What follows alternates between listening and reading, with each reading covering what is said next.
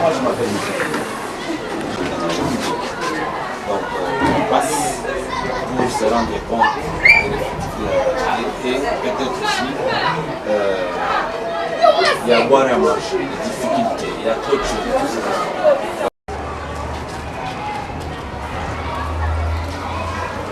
Oui, bébé.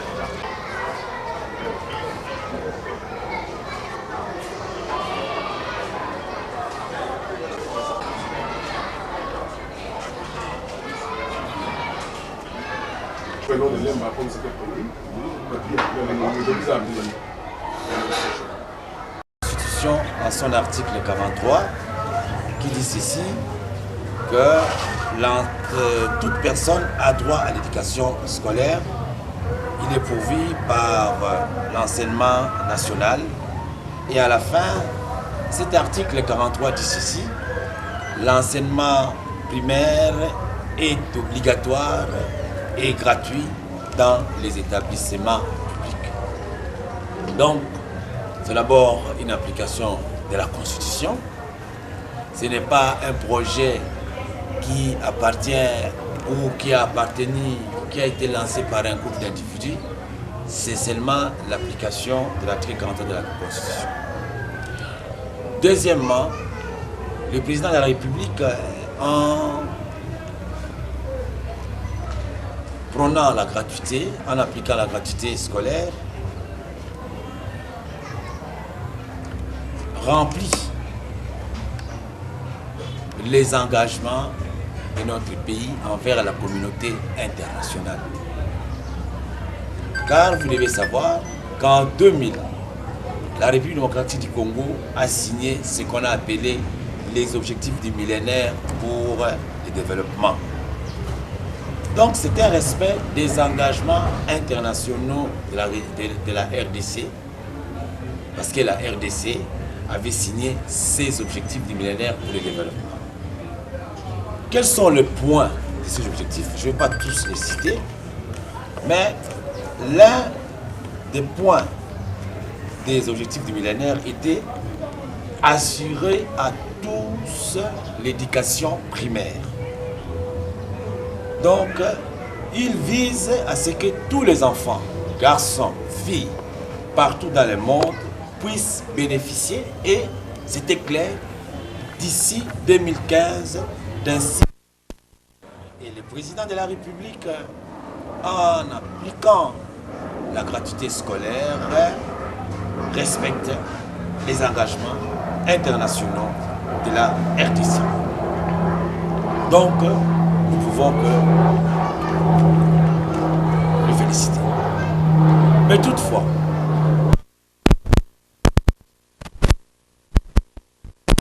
dans les écoles, pour pouvoir palper du doigt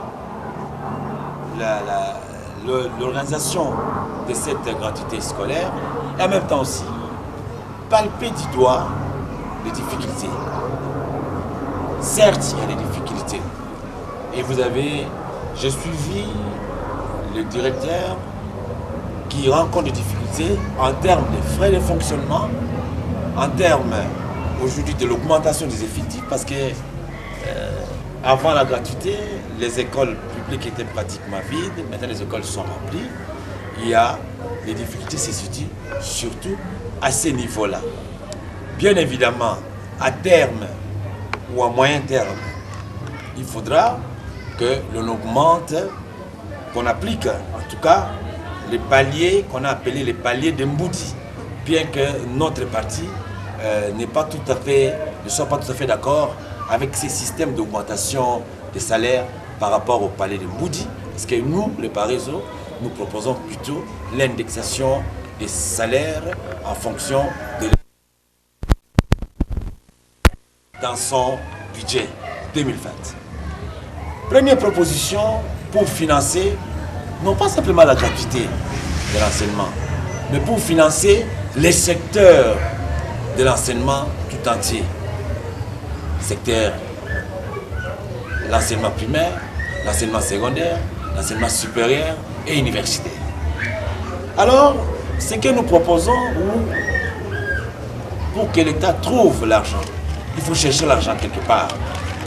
Nous proposons d'abord, comme je l'ai dit, nous le disons toujours, première piste de réflexion, l'augmentation des accises. Je ne dis pas d'impôts, mais j'insiste des accises sur l'alcool, les tabacs et la cigarette. Il faut augmenter les accises. Ce ne sont pas des produits... c'est vrai qu'il y a des fumeurs, moi-même je suis fumeur, mais je pense que ce ne sont pas des produits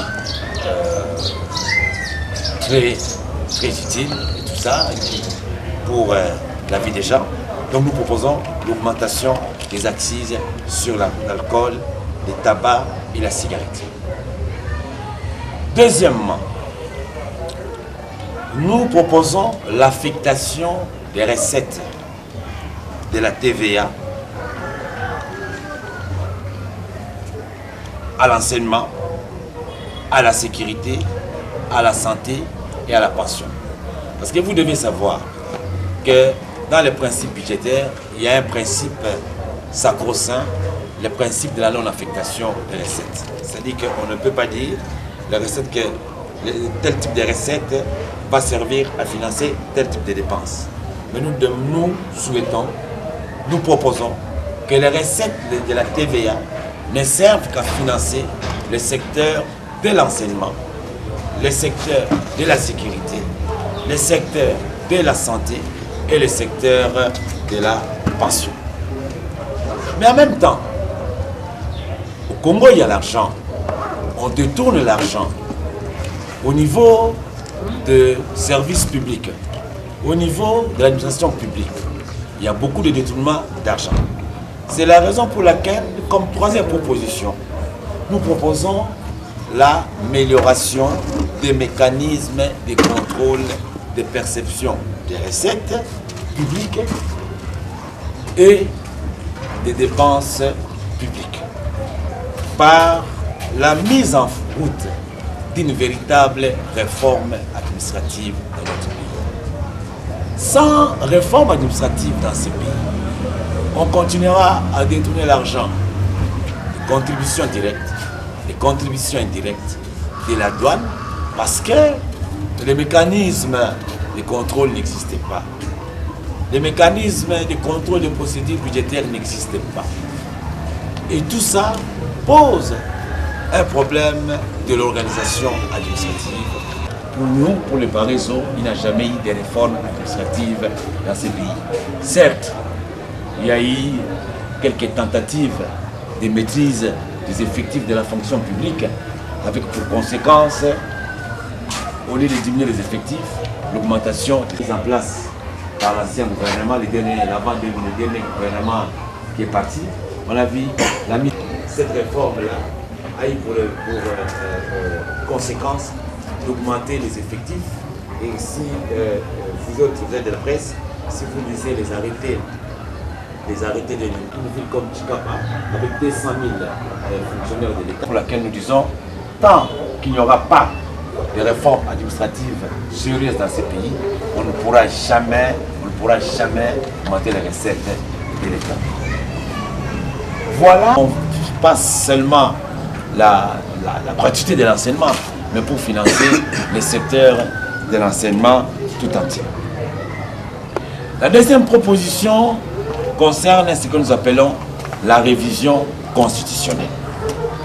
C'est vrai que c'est un sujet tabou, mais en proposant la révision constitutionnelle, nous voulons simplement protéger notre constitution, nous voulons simplement protéger notre démocratie. Nous ne voulons pas qu'il y ait dans ce pays des modifications constitutionnelles intempestives pour servir les intérêts. Nous proposons aussi la révision de l'article 218 de la Constitution, c'est-à-dire que sur la manière dont on peut réviser les articles de la Constitution. Vous avez vu que l'article, on est passé de 2 tours à 1 tour, parce qu'il il y a une majorité qui a estimé qu'il fallait passer de 2 tours à 1 tour. Lorsque les Paraiso demandent la révision de l'article 218 de la Constitution, c'est pour éviter ce que nous appelons les révisions intempestives de la Constitution au profit d'un groupe ou d'un individu. Plus concrètement, je vais être bref. Ce que nous demandons, que lorsque on propose une révision constitutionnelle,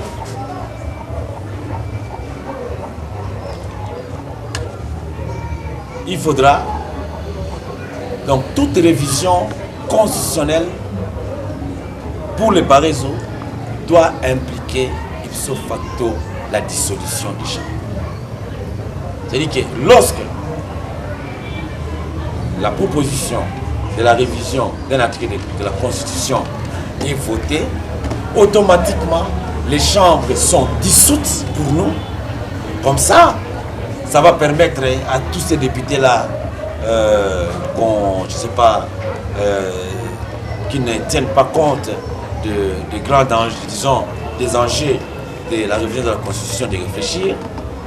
Toute adoption de la révision, toute révision constitutionnelle pour nous, les Paraiso, doit entraîner la dissolution des chambres. Une fois que les chambres sont dissoutes, donc je dis les 2 chambres, une fois que les chambres sont dissoutes, on appelle à de nouvelles élections législatives et la révision de la Constitution ne pourra être adoptée que par les nouvelles chambres qui, s'ils le veulent, ils adoptent la révision. Si c'est une nouvelle majorité et que le peuple n'est pas d'accord avec la révision constitutionnelle, la nouvelle chambre n'adopte pas la révision de la Constitution. En fait, le Paraiso, en demandant la modification de l'article 218 de la Constitution, veut simplement impliquer la population à dire de vive voix si elle souhaite ou non la révision de la Constitution. Donc, c'est une consultation indirecte de la population. Alors, donc, je voulais dire ceci, que la révision ne sera définitive que si le projet, la proposition est approuvée par la nouvelle constituante. Donc, pour mieux comprendre ce que je viens de dire, les nouvelles chambres, articles ouverts à révision.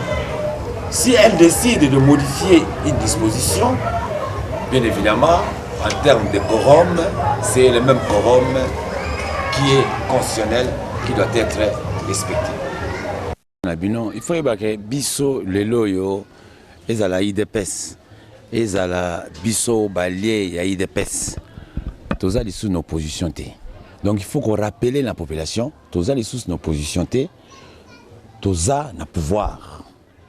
Il faut toyer bango. Comme toza na pouvoir, cela veut dire qu'il faut toza la action pour la peuple CPLA, pour la mboke kende di bosso, pour na bana bakota kelasi ya ofele, pour na batbalia na nzala na bango.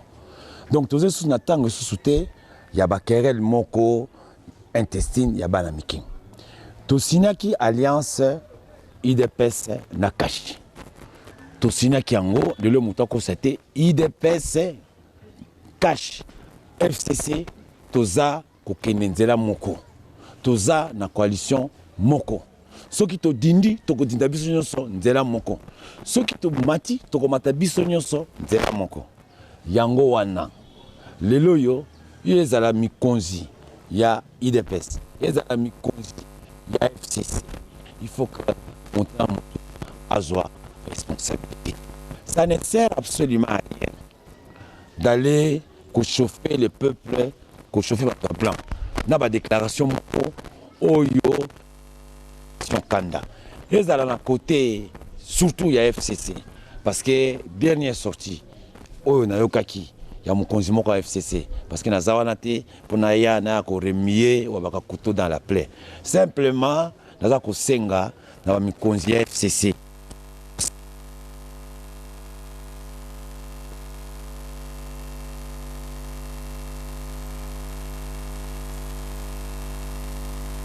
Oyo yaza kokamba ke toza na ntango te ya kobwakanaka nde babengaka nini yo ba jeton toza na ntango wana te. La même chose naza kosenga epai ya autorité morale na biso IDPS parce que naza ali ya IDPS naza kosenga mpe na kote ya cash soki likambo ezali vaut mieux bakutana bango na FCC parce que tokokosa motu te IDPS donc cash na FCC toza na coalition toza na gouvernement. Donc, tout le monde est chouetté. Donc, moi, je pense que ça, dans un moment où il y a un moment où il y a une tension inutile. Les chefs responsables, ils ont dit chef où dans un moment où il y a le président de la République, où il y a le chef de l'État. Il y a les sous que chef de l'État, il y a sur le terrain, il y a le terrain pour calmer la base, pour calmer la population. Chef de l'État, il y a un temps où il y a